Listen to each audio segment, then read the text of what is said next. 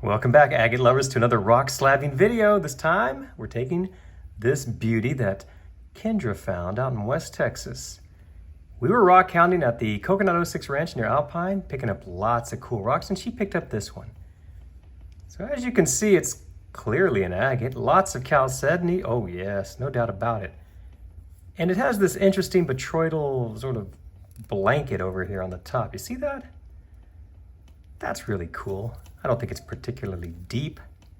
Looks like it's just superficial, but we're gonna find out. What I'm going to do is get this in the shop. I'm going to get it on the saw. Not sure how exactly. I'll make a few slabs and then I'll bring them back in here and I'll show you what they look like. Houston, we have a problem. Oh no, what happened to Kendra's little West Texas rock here? As you can see, we've got a lot of little fractured pieces. I was only able to make one complete slab, but it is what it is. Let's take a look at these, see what we got. Here's a little end cut here, and yeah, you can see it's mostly rhyolite. That was the problem. It was just fractured rhyolite, but there are some details in this that are pretty. There is chalcedony in here for sure. Take a look at just a couple of these small pieces so you can see what I mean. It's clearly chalcedony there.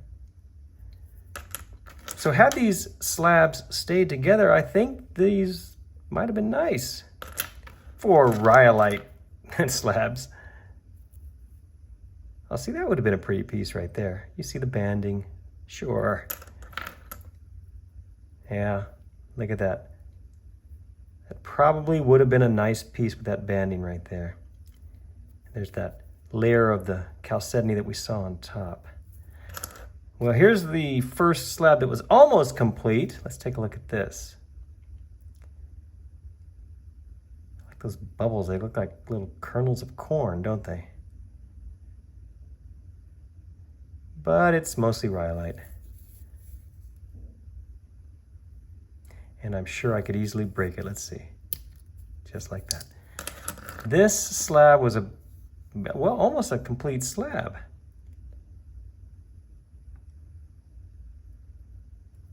Does have that interesting little chalcedony vein in it right there with the little bubbles you can see. That's fun.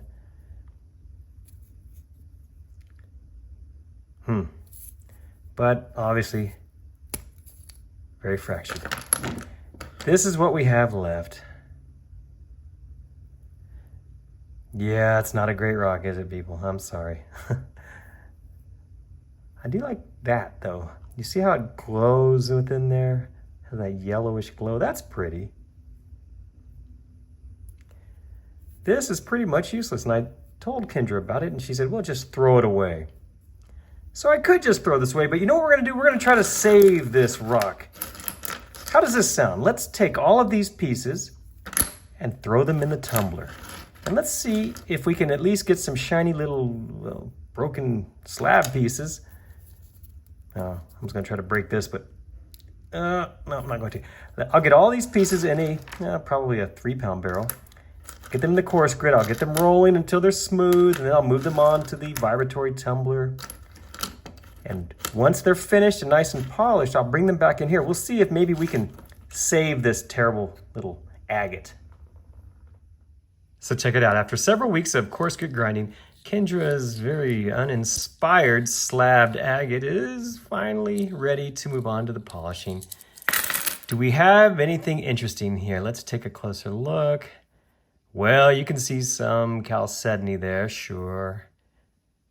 Yeah, it might look good once it takes let's just say a decent shine. Actually, this might take a really good shine in spots, but in other areas, like here, it won't. And as far as these actual broken slab pieces, will there be anything interesting for us to see in these?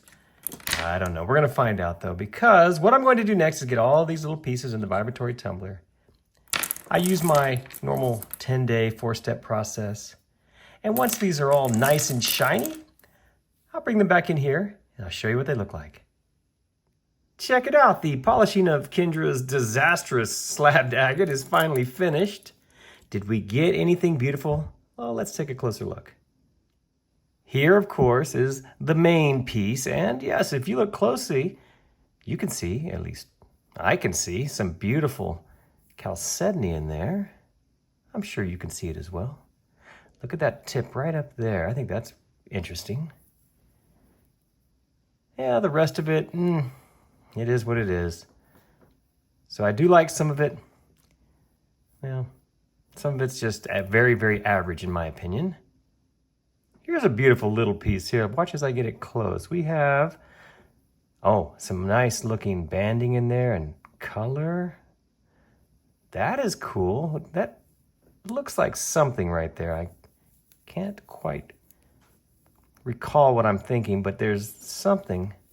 Seems like it was from a cartoon back in the 70s maybe. That has a, maybe one of those old Bugs Bunny cartoons. There was this creature that, I don't want to say he fought Bugs Bunny, but there was this big old creature that, I don't remember. It's been too many years, but that's what that reminds me of. This big creature from a Bugs Bunny cartoon probably made back in the 50s or 60s. There's some nice chalcedony on this piece right here. See how it glows. Isn't that pretty? A little bit of banding there, maybe, maybe not. I like the yellow, white, and red I'm seeing. Look at the other side. Well, it's small, but it's pretty. I think it contains some of nature's finest work in there. The rest of the pieces, they're small. There's some interesting views if you hold them up just right, but honestly, it's pretty much a disastrous rock as far as lapidary goes. So, at least we salvaged something from it though, right? Thank you all so much for watching this video. I hope you liked it. Well, it wasn't what I had hoped it would be, but I think in the end, we still got to see some beautiful agate rock. And that says something, right? Once again, thanks for watching.